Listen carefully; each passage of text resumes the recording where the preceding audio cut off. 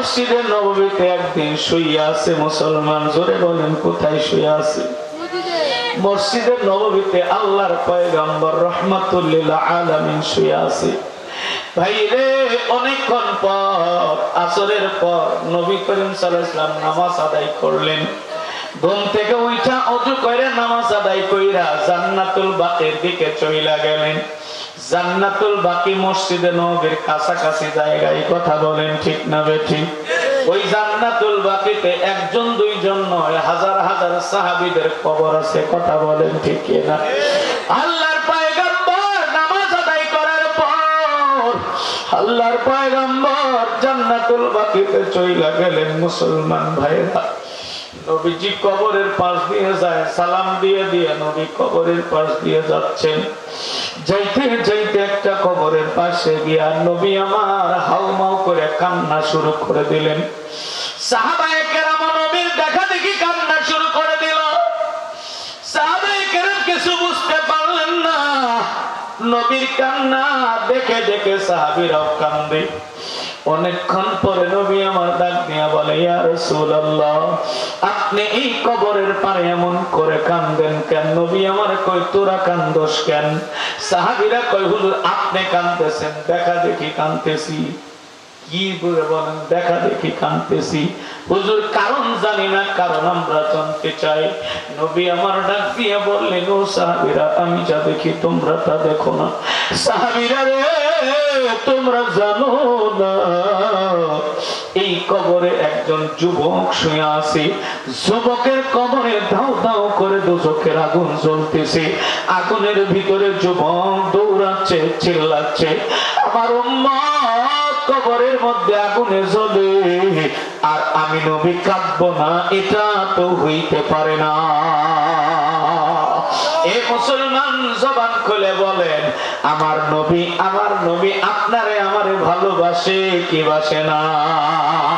কেমন ভালোবাসে রে ভাই?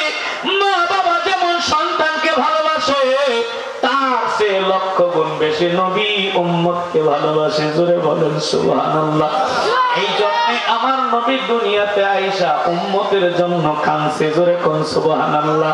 আবার যেদিন নবীজি চইলা যাবেন, জিবরাইল আইসা বলে, ইয়া রাসূলুল্লাহ, আপনি কোথায় থাকতে চান? জমিনে থাকতে চান না আরশের উপরে আল্লাহর জান্নাতে থাকতে চান?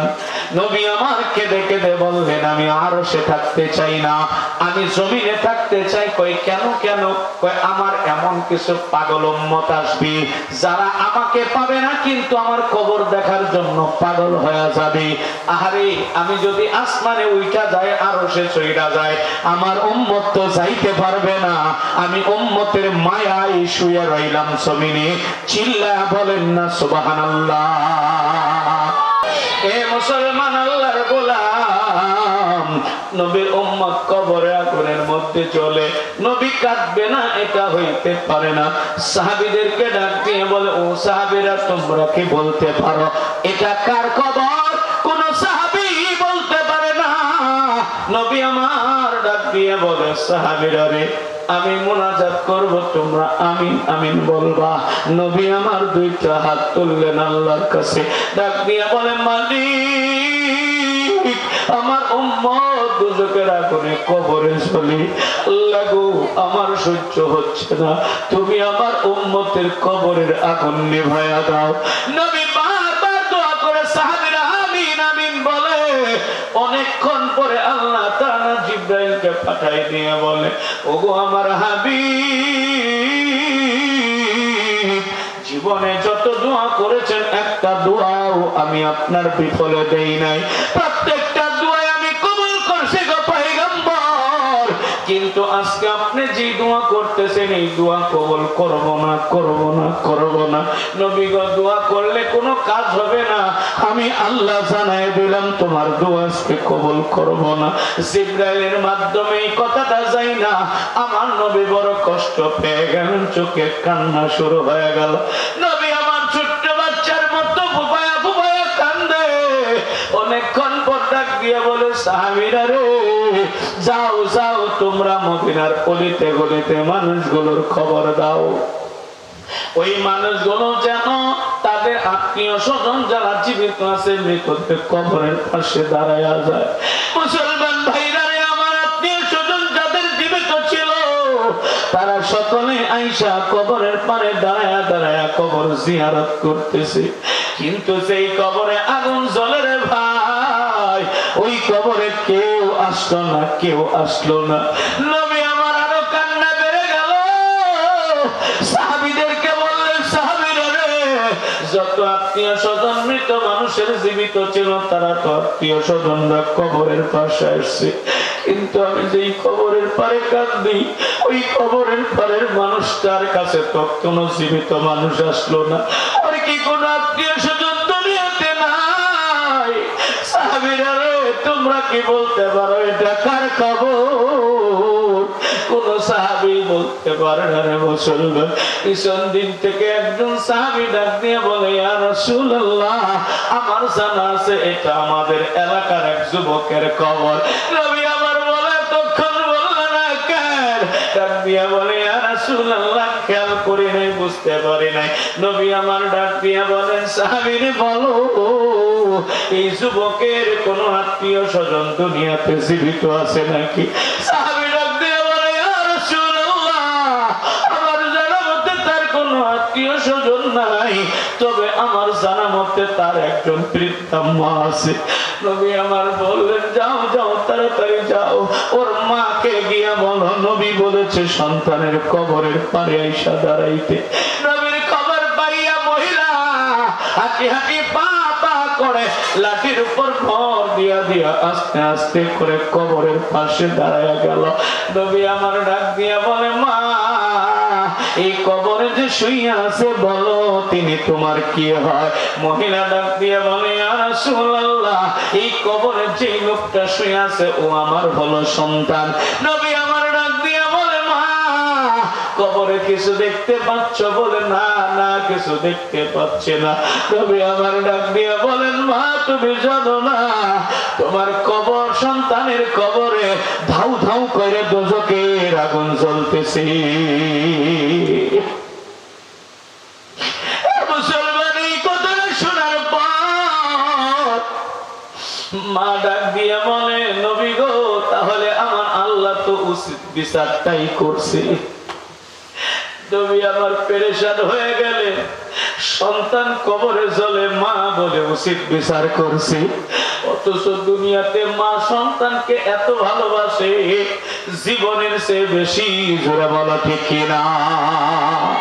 বাস্তব একটা চিত্র তুলে ধরি রে মুসলমান। কিছুদিন আগে পত্রিকার মধ্যে পাইছি রে ভাই, একটা মা পেট সন্তানকে প্রসব করার জন্য সিজারে নিয়ে গেছে।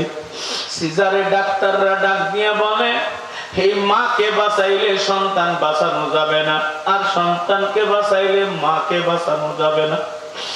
এবার ওই মহিলার মেয়ে মা বাবাকে ডাক দিয়ে বলে, আপনারা বলেন তো আপনার মেয়েকে বাঁচাবো নাকি মার পেটে যে বাচ্চা আছে বাচ্চাকে বাঁচাবো?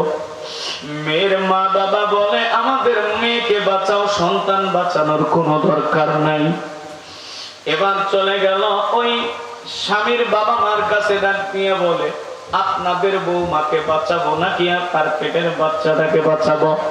যে কোনো একজনকে বাঁচাইতে হবে, দুইজনকে বাঁচানো যাবে না। মুসলমান ভাইরা রে আমার, ছেলের পক্ষের লোকেরা ডাক দিয়ে বলে, বউ মারা যাক, সমস্যা নাই, আমাদের সন্তানটা বাঁচাইয়া দেন, কারণ এই সন্তানটা আমাদের বংশের বাতি। মহিলা মারা গেলে কোনো সমস্যা নাই, পেটের সন্তানটা বাঁচাইয়া দেন। তাহলে দুইজনে দুই ধরনের কথা বলল। ছেলের পক্ষরা বলল পেটের বাচ্চাটাকে বাঁচাইতে, মেয়ের পক্ষটা বলল মেয়েকে বাঁচাইতে। ডাক্তার এবার কোনো সিদ্ধান্ত নিতে পারলেন না। এবার ডাক্তার চলে গেল ওই গর্ভধারিণী মায়ের কাছে। মাকে গিয়ে বলে, আপনার বাবা বলেছে আপনাকে বাঁচাইতে, সন্তানকে মেরে ফেলতে, আর আপনার শ্বশুরালয়ের লোকেরা বলেছে বাচ্চাকে বাঁচাইতে, আপনাকে মেরে ফেলতে। দুইজন বাঁচানো যাবে না, যে কোনো একজনকে বাঁচাইতে হবে। এখন আপনি সিদ্ধান্ত দেন, আমরা কোনটা করব? আপনাকে বাঁচাবো নাকি আপনার পেটের সন্তানটাকে বাঁচাবো? মা এবার চোখের পানি পালায়া ডাক দিয়া বলে, ডাক্তার সাহেব, আমি অনেক দিন হয় দুনিয়াতে আসছি, দুনিয়ার আনন্দ ফুর্তি আমি অনেক করছি, দুনিয়ার ভালো মন্দ সুন্দর অসুন্দর অনেক কিছু দেখছি, কিন্তু আমার কলিজার টুকরা তো দুনিয়াতে আসতে পারলো না, তো দুনিয়া দেখতে পারলো না। ডাক্তার আপনার হাতে ধরে পায়ে পড়ি, আমার জীবনটা শেষ করে দেন, আমার সন্তানটারে আপনি বাঁচায়া দেন। একজন মা সন্তানকে কি পরিমাণ মহব্বত করে, নিজের জীবনের চেয়ে বেশি ভালোবাসে। এবার ওই মাকে যখন বলছে আপনার সন্তানের কবরে দাউ দাউ করে আগুন জ্বলে, মা কান্না করার কথা দরকার, চিৎকার পারা করা দরকার, কিন্তু মা বলে আল্লাহ উচিত বিচারটাই করছে। নবী বড় পেরেশান হয়ে গেলেন, মায়ের জবাব কেন এমন এসে গেল। এবার ডাক দিয়ে বলে, মা জানি না তোমার সঙ্গে তোমার সন্তান কেমন আচরণ করেছে, মাগো আমি আল্লাহর কাছে দোয়া করছিলাম তোমার সন্তানের কবর আগুন নিভানোর জন্য, আমার আল্লাহ আমারে সাফ জানিয়ে দিয়েছে তারা আগুন নিভাবে না। মা এখন আমার দিল বলে তুমি দোয়া করলে তোমার সন্তানে আগুন নিভবে, অন্যথায় আগুন নিভবে না। মা যা হয়েছে হয়েছে, তুমি তোমার সন্তানকে মাফ কইরা দাও। মুসলমান ভাইরা রে, আমার মহিলা কান্দার বলে, ইয়া রাসূলুল্লাহ, ইয়া হাবিবাল্লাহ, আল্লাহর পয়গম্বর, আপনি আমারে যা যা বলবেন তাই মানব, কিন্তু সন্তানকে যদি মাফ করতে বলেন আমি মাফ করতে পারবো না। আমার নবী বলেন, মা কি এমন অপরাধ করেছে যেই কারণে তুমি তোমার সন্তানকে মাফ করতে চাও না? এবার মহিলা কান্দার বলে, ইয়া রাসূলুল্লাহ, কত ধরনের অন্যায় করেছে আমি কয়টা বলবো আপনাকে?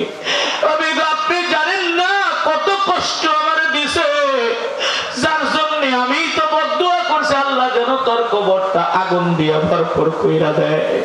আমার নবী ডাক দিয়া বলে, মা তো নিষ্ঠুর হইলা কেন, কি তোমারে কষ্ট দিয়েছে?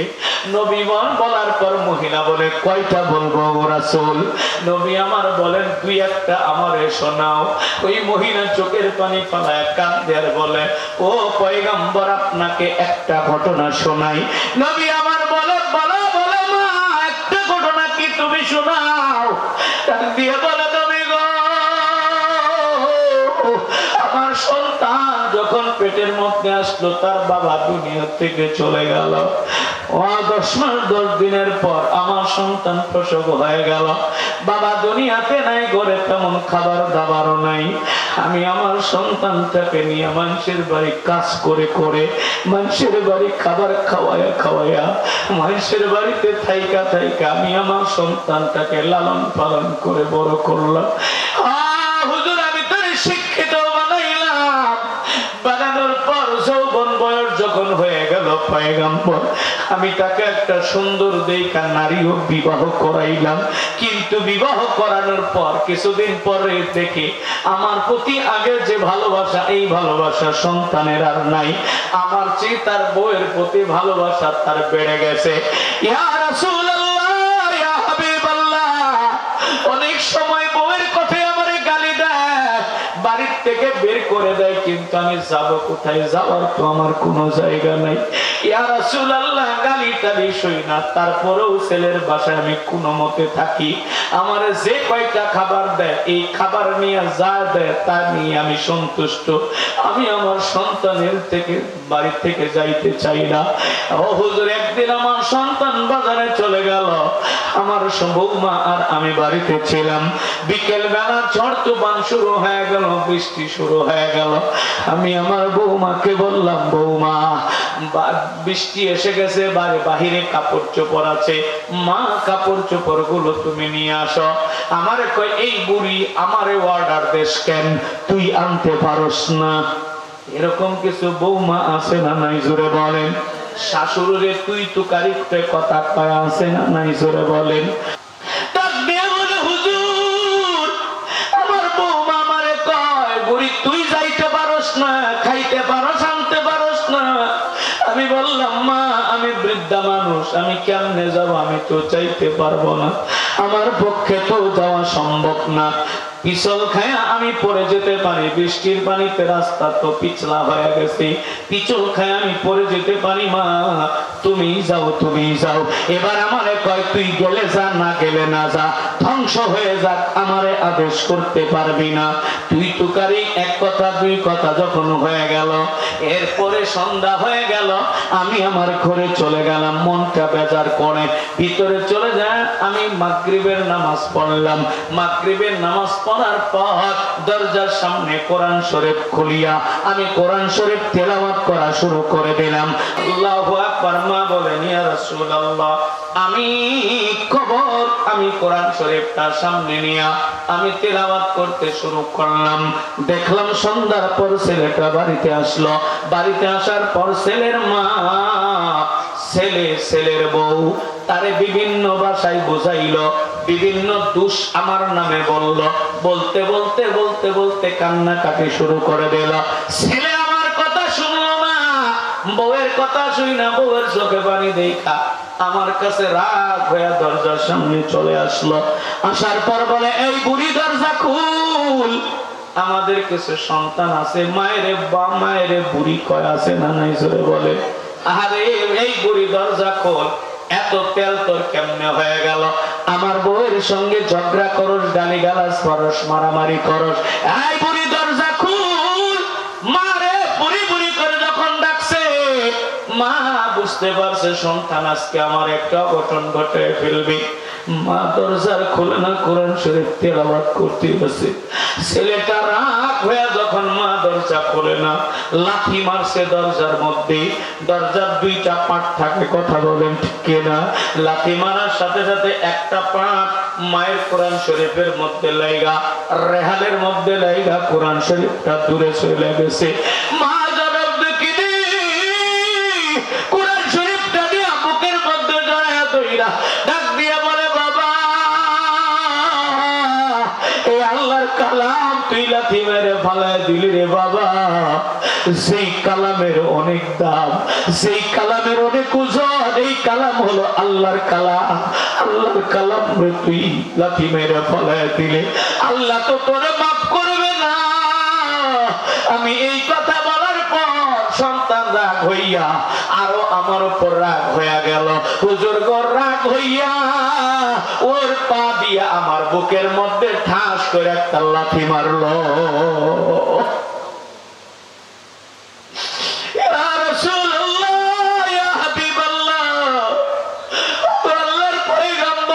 আমার সন্তান বুকের মধ্যে যখন লাথি মারলো, আমি আর সহ্য করতে পারলাম না। ডাক দিয়ে বললাম, কলিজার টুকরা রে, তোর এই বুকের মধ্যে আমি 10 মাস 10 দিন সিদ্ধ করেছি।